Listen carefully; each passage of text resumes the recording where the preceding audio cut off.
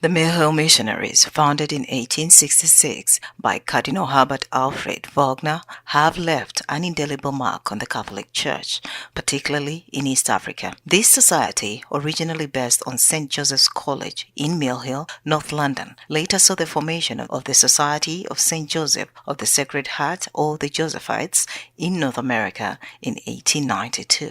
We thank Cardinal Vaughan and his family, which was so generous to work for this congregation.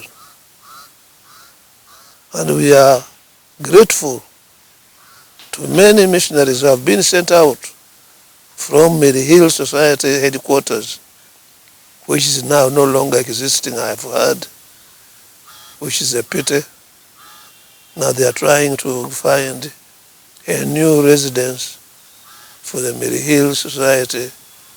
I think they have discovered to put it down in Nairobi, and having a branch in Kampala, but not in Kampala diocese.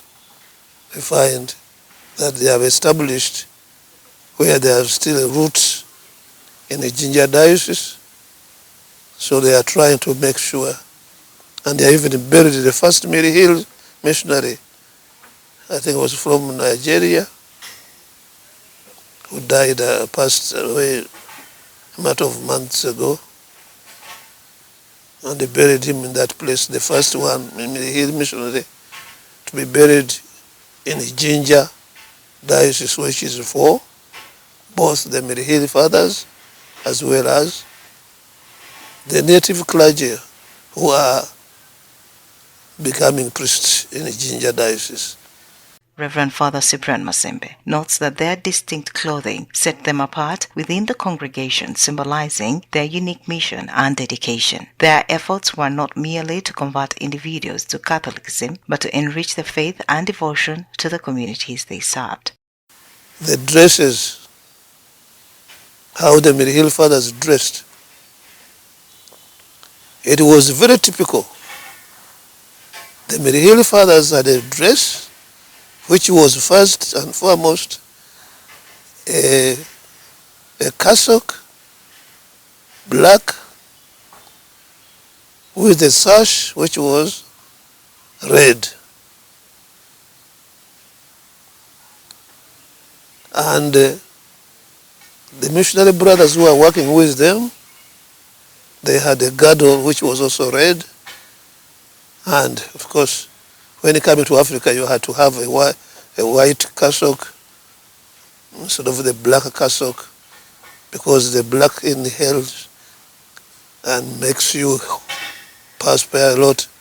So they cut off that aspect, and they said, well, then they had to wear, as you see me, with a coat and a trousers and a Romani collar, which was their typical way of dressing when they are traveling on a motorcycle. They are in long trousers, plus a clerical shirt and a coat or a jacket, and they go about giving sacraments to everybody and everywhere. Whereas the other congregations had their white cassock with the big rosary around their neck. And so, the distinction would be observable by anybody when he saw you in a suit like I am wearing. You have a Romani collar, a t-shirt, and then a collar around your neck, and a coat. By then, you will say, oh, that is like English people who are working around for the government of England. No.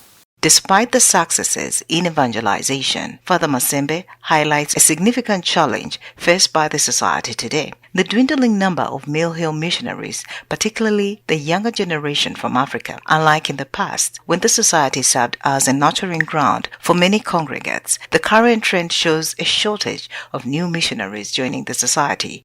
We are having a younger generation of Hill missionaries in Africa coming from families in Uganda, Kenya, Tanzania, Uganda, and I think Congo and whatnot.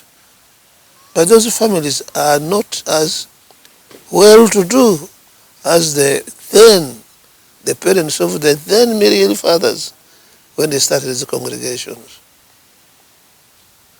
I ask you to look back to the 1900, 1850. It was the mother of so many congregations becoming what? Missionaries. That's why you have these many societies coming up, cropping up, being created. And that's why we are having the devotions to these people who came out to Africa and made missionary practices here. And therefore, for us, we Africans, we are trying our level best to create a situation where many of our Catholics are also devoted to these congregations found by the European Catholics who were full of vigor to spread their faith into foreign land. Father Masembe emphasizes that the Hill missionaries are not primarily focused on recruiting young men into their congregation, but rather on serving the broader mission of the church. The noble approach, while admirable, has contributed to the current shortage of missionaries within the society. The Hill Fathers are very, very recent innovation, whereas the missionaries of Africa, for them from the very start, they started picking a few students to join them. Whereas the Hill Fathers were saying, we came to do mission work, our work is to teach religion and to convert them into Catholicism, not to convert them into our society.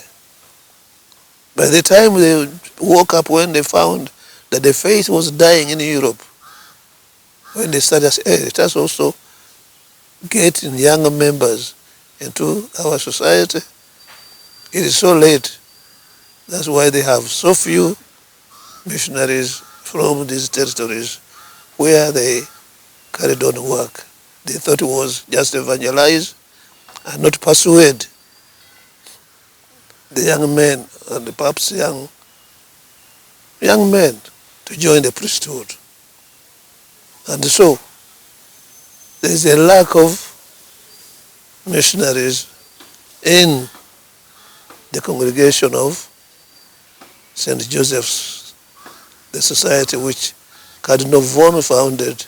As the Hill Fathers continue their mission, there is immense gratitude for the foundation laid by Cardinal Wagner and the enduring legacy of their work. The dedication of the Hill Fathers to evangelization and to the spread of Catholicism remains a beacon of hope and inspiration, even as society faces the challenge of sustaining its mission with fewer new members. Nora Osende for UCTV News.